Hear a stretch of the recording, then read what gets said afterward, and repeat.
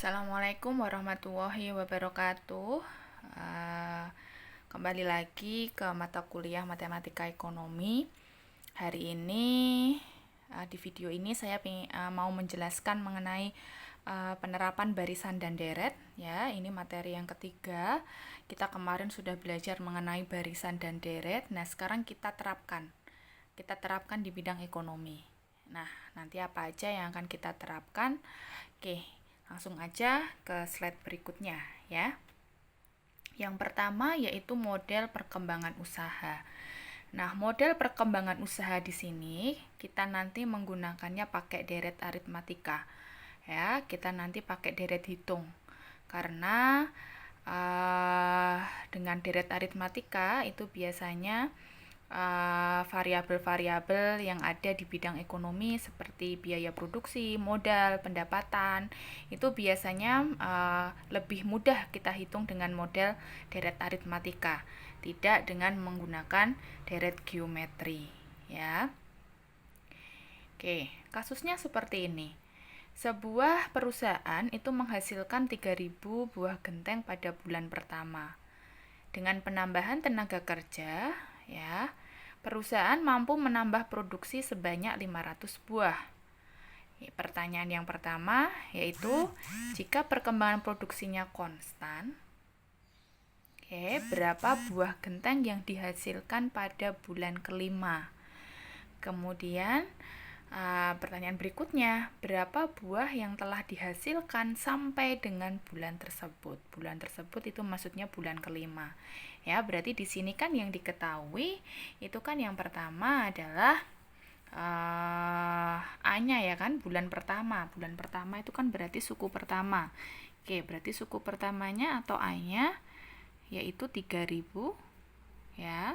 Kemudian mampu menambah produksi sebanyak 500 buah setiap bulan. Oke, berarti itu beda. Bedanya sebanyak 500 buah ya. Kemudian yang dihasilkan pada bulan kelima. Ya, pada bulan kelima berarti yang kita tanyakan itu adalah S5. Oke, itu untuk yang pertama. Kemudian yang kedua yaitu yang ditanyakan adalah telah dihasilkan sampai dengan bulan tersebut. Ya, di sini ada kata sampai. Oke, sampai itu kan berarti yang dihasilkan pada bulan pertama ditambah bulan kedua, tambah bulan ketiga, bulan keempat sampai bulan yang kelima. Berarti yang ditanyakan itu adalah J5. Ya, oke. Nah, ini sudah ada jawabannya ya. Oke, kita pakai rumus SN dan rumus JN. Nah, untuk yang pertama yang kita tanyakan adalah berapa hasil pada bulan kelima ya. Oke, berarti yang ditanyakan itu adalah S5 ketemu 5.000. Nah, yang sudah diproduksi sampai bulan yang kelima atau J5 itu akan diperoleh nilai sebesar 20.000 buah. Nah, gitu. Oke, itu untuk penerapan pada model usaha. Seperti yang ini.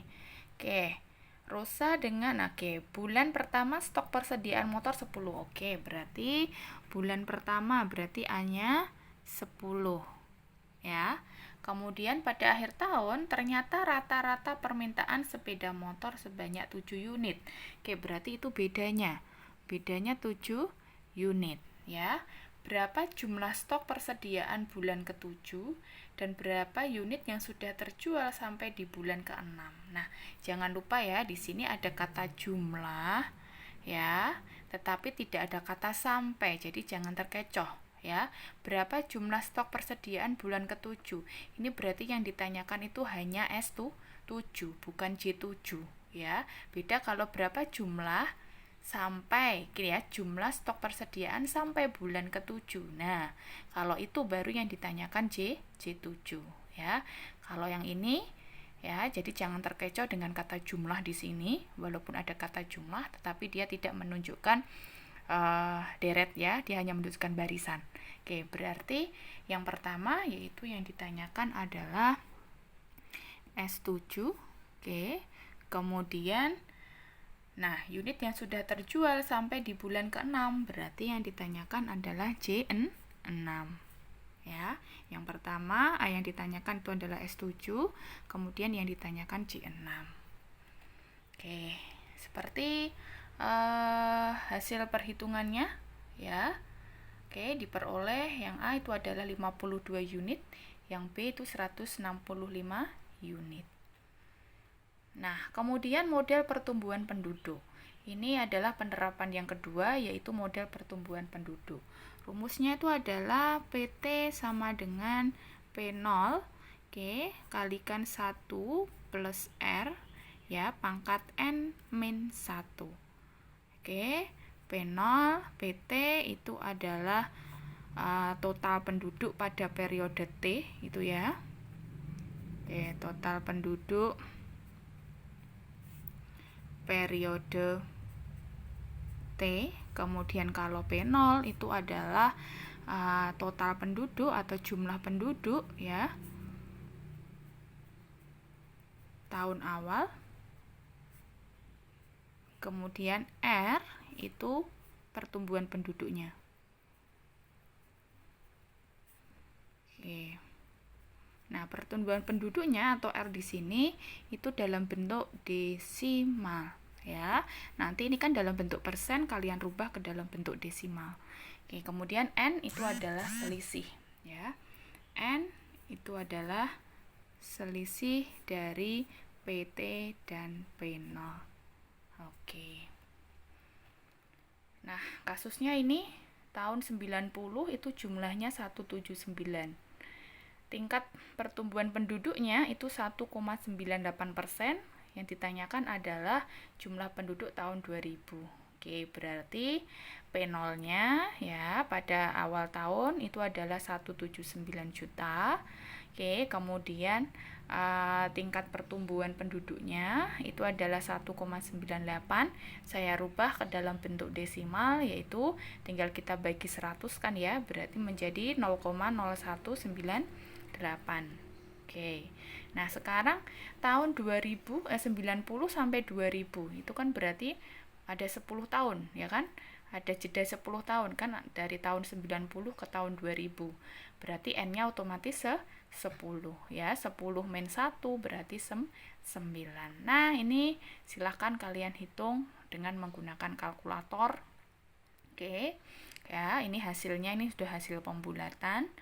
Nah, nanti diperkirakan pada tahun 2000 itu jumlah penduduknya itu sekitar 213 juta sekian. Ya, jadi nanti pada saat kalian menghitung atau pada saat kalian berhitung, pada saat kalian mengerjakan tugas atau ujian itu silahkan aja nilai di belakang koma itu jangan semua kalian ambil gitu ya. Cukup 2 angka aja di belakang koma gitu ya. Oke, kalau ini kan sebenarnya masih banyak komanya di sini ya, tapi saya bulatkan. Oke, itu untuk penerapan yang kedua. Nah, sekarang kita ke penerapan dari barisan dan deret. Oke, yang ini rumusnya sedikit agak banyak, yaitu tentang bunga ya. Kita nanti belajar mengenai bunga tunggal dan bunga majemuk. Kita belajar ke bunga tunggal terlebih dahulu ya. Bunga tunggal. Bunga tunggal ini itu adalah model bunga yang akan kalian kalian alami ya, atau akan kalian dapatkan itu pada saat kalian menabung tabungan biasa di bank ya. Kalau kalian menabung di bank itu kalian akan mendapatkan model bunga yang akan kalian dapatkan dari uang tabungan kalian itu adalah model bunga tunggal. Oke, bukan model bunga majemuk ya. Kalau majemuk itu nanti ke model tabungan model deposito. Kalau deposito itu baru tabungan majemuk. Nah, bunga tunggal, bunga sendiri itu saya simbolkan dengan I. Oke, I besarnya. Bunga tunggal itu bisa kalian cari dari P kalikan I kalikan N. Ya, besarnya bunga itu diperoleh dari P kalikan I kalikan N. P itu adalah pinjaman pokoknya. Ya, pinjaman pokok itu atau istilahnya tabungan awal. Ya, tabungan awal kalian atau hutang awal kalian gitu ya. Oke, kemudian I itu adalah prosentase bunganya. Kemudian N itu adalah tahun jangka waktunya. Oke, nah perlu diingat ya, N di sini itu adalah satuannya tahun. Jadi nanti kalau N kalian atau waktu jangka waktu kalian itu masih dalam bentuk bulan, itu jangan lupa kalian rubah ke dalam bentuk tahun. Kenapa dalam bentuk tahun? Karena bunganya ya, bunga ini nanti besar persentase bunga ini nanti per tahun. Gitu. Ya, jadi bunga I kecil ini ya, itu satuannya per tahun. Makanya N-nya juga harus kita ikutkan dengan satuan bunganya, yaitu juga harus tahun ya. Jadi nanti kalau pada saat ada di soal ternyata N-nya itu masih dalam bentuk bulan gitu ya, itu kalian rubah dulu ke tahun. Nah, kemudian setelah kalian mendapatkan bunga, nanti kalian akan mendapatkan ya nilai dari jumlah modal awal pada akhir periode atau yang kita sebut dengan FN. FN itu adalah pinjaman pokok atau tabungan awal ditambah dengan bunga. Jadi kalau kalian nabung ya, kalau kalian nabung di bank, kalian nanti misalnya nabung selama 3 tahun gitu ya. Nah, nanti di akhir 3 tahun itu atau di akhir periode 3 tahun itu, kalian nanti akan mendapatkan uang itu sebesar modal atau tabungan awal kalian, ditambah dengan besarnya bunga yang kalian dapatkan selama 3 tahun. Itulah yang kita sebut dengan FN, ya. Jadi ini P plus I, ini berarti P kalikan I kalikan N. Kalau saya keluarkan P-nya, ya berarti P kali 1 plus I kali N. Ya, sama aja.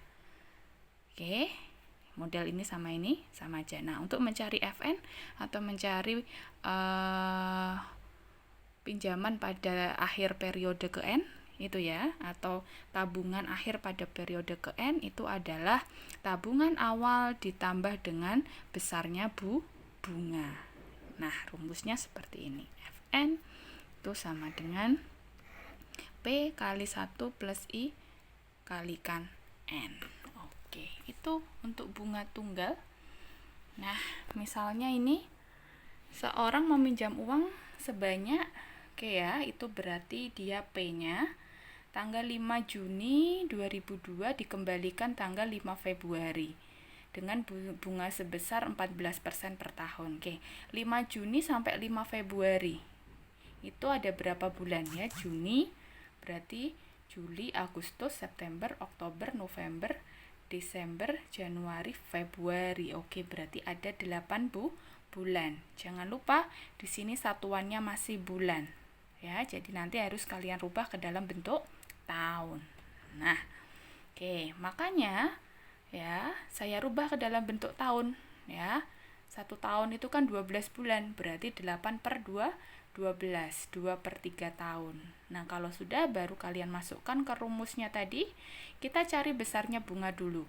Kita cari besarnya bunga selama 8 bulan itu sebesar berapa? Dari 2.500 uang yang kita pinjam. Ternyata bunganya sebesar 233,3. Nah, makanya nanti pada akhir atau pada bulan ke-8 nanti uang yang harus kalian kembalikan ya, yaitu berarti sebesar pinjaman awal ditambah dengan bunganya, yaitu sebesar 2.733,3 rupiah. Nah, itu ya. Sama seperti ini soal yang pertama nih. Diketahui modal awalnya. Berarti yang ditanyakan itu yang diketahui itu adalah P-nya sebesar 100 juta. Di mana tingkat bunganya itu 12%, berarti I-nya itu adalah 12% atau 0,12 ya. Kemudian hitung pendapatan bunga sederhana nilai selama 5 tahun. Oke, berarti N-nya adalah 5 tahun. Yang ditanyakan di sini itu adalah hitung pendapatan bunga sederhananya, berarti I-nya sama nilai akumulasi, berarti Fn-nya. Yang ditanyakan itu berarti I besar dan Fn ya. I berarti tinggal kalian masuk di P, I kalikan N berarti 100 juta. Oke, kalikan 0,12 ya, kalikan 5. Nah, ini berapa? Oke, kalau sudah, nanti baru kita cari di Fn-nya. Fn-nya adalah P plus I. Berarti 100 juta ditambah besarnya bunga. Ya, silakan ini kalian cari. Oke, silakan kalian hitung ini berapa ini besarnya bunga dan berapa besar nilai akumulasi selama 5 tahun. Nah, gitu. Kemudian nilai sekarang. Nah, nilai sekarang itu adalah P. Oke. Pada bunga tunggal tadi itu kan Fn sama dengan P plus I. Ya. Berarti P plus P kali I kalikan N, atau saya tuliskan P1 plus I kalikan N. Nah, sekarang yang saya tanyakan itu adalah P. Nah, atau tabungan awal atau nilai sekarang. P-nya berapa? Nah, kalau pakai rumus seperti ini itu kan gampang toh. Ya, kalau mau mencari P berarti P sama dengan Fn dibagi 1 plus I kalikan N. Ya, jadi kalau untuk mencari nilai sekarang itu tinggal nilai yang akan datang ya, Fn dibagi 1 plus I kalikan N. Nah, rumusnya seperti itu. Oke, untuk bunga tunggal. Ya, untuk kasus bunga tunggal mencari nilai sekarang atau mencari P. Nah, ini misalnya ingin berapa banyak uang yang harus diinvestasikan ya. Jika bunganya 15%, pada akhir tahun kelima itu nilai uangnya menjadi 20 juta. Oke, berarti yang diketahui itu adalah Fn-nya 20 juta, I-nya itu adalah 0,15, kemudian N-nya 5. Oke, tinggal dipakai rumus, masukkan, ketemu 11 juta sekian. Ya. Nah, oke, kasusnya ini. Menyimpan sejumlah uang di bank.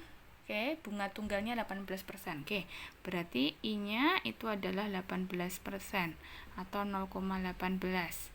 Ya. Setelah menyimpan selama 8 bulan, oke, berarti N-nya itu adalah 8 bulan. Oke, saya jadikan tahun berarti 8 per 12 tahun atau 2 per 3 tahun. Ya, saya sederhanakan. Kemudian jumlah simpanan Bu Fatonah itu menjadi 1 juta. Oke, berarti Fn-nya itu 1.729.000. Nah, berapa besar simpanan awal? Oke, yang ditanyakan itu adalah P. Berarti P Fn per 1 plus I kalikan N. Ya, berarti 1 juta. Oke, gini ya, dibagi I-nya 1 plus I-nya berarti 0,18 kalikan 2 per 3. Nah, hasilnya berapa? Silakan kalian coba kalian hitung ya. Oke. Nah, sekarang kita ke bunga majemuk. Kalau yang tadi itu adalah bunga tunggal ya. Bunga tunggal itu konsepnya pada saat kalian menabung biasa gitu ya di bank. Oke, pakai tabungan biasa itu bunga tunggal. Tapi kalau bunga majemuk itu pada saat kalian menabung dalam bentuk deposito. Jadi tabungan bunga majemuk itu konsepnya adalah bunga yang sudah dibungakan kembali gitu loh. Jadi bunga dibungakan kembali gitu. Per tiap bulannya, tiap tahunnya, per tiap tahunnya itu dibungakan kembali. Nah, jadi otomatis kalau pada saat kalian mau model menabung model deposito ya, Oke, kalau kalian punya uang gitu misalnya berlebih gitu ya, kalian depositukan, nanti dalam jangka waktu yang sudah ditentukan misalnya dari pihak bank, kalian akan mendapatkannya lebih besar daripada hanya kalian tabung biasa. Ya, karena apa? Ya karena model bunganya itu adalah bunga majemuk. Oke. Ya, jadi biasanya banyak orang-orang yang punya uang berlebih gitu ya, model investasinya mereka biasanya suka di model deposito gitu. Oke, itu bunga majemuk. Nah, bunga majemuk itu konsepnya seperti ini. Misalnya suatu investasi dari P rupiah pada tingkat bunga I per tahun, ya, maka pendapatan bunga pada tahun pertamanya adalah P kalikan I. Oke, jadi sekarang kita ke bunga majemuk ya. Pada tahun pertama atau N-nya sama dengan 1. Oke. Nah, bunganya I-nya itu adalah P kalikan I kalikan N. Berarti I sama dengan P kalikan I kalikan 1. Berarti I-nya bunganya itu sebesar P kalikan I. Ya. Nah, selanjutnya nilai investasi pada akhir tahun pertama itu akan menjadi berapa? Nah, makanya FN-nya itu akan menjadi P plus P kalikan I. Ya toh? Tabungan awal atau pinjaman awal ditambah dengan bunganya. Jadi kalau saya tuliskan ini bisa saya tulis dalam bentuk P1 plus I. Ya. Nah, sekarang pada tahun yang kedua, ini menjadi ya. Ini itu menjadi modal awal. Modal awal di tahun kedua. Ya, tidak lagi modal awal di tahun kedua itu tidak lagi P, tetapi sudah P ditambah P kalikan I. Jadi sudah modal awal ditambah bunga itu menjadi modal awal di tahun kedua. Ya, jadi modal awal ditambah bunga pada tahun pertama itu sudah menjadi modal awal di tahun yang kedua. Gitu. Nah, makanya di tahun yang kedua ini nanti, bunganya ya, berarti I-nya nanti akan dapat P kalikan modal awalnya. Modal awalnya kan ini P kali 1 plus I kalikan I. Ya, pada tahun yang kedua. Nah, pada tahun yang kedua nanti bunganya akan sebesar ini. Makanya FN-nya pada tahun yang kedua itu nanti akan sebesar P1 plus I ditambah P1 plus I kalikan I. Ya, ini saya keluarkan aja. Ini berarti menjadi P plus PI ditambah P plus PI. Oh, ini PI ya. PI plus PI. Gini, maaf. Ini saya kalikan dulu menjadi PI. PI kalikan 1 ini berarti PI plus PI. Nah, berarti menjadi P plus 2 PI plus PI kuadrat.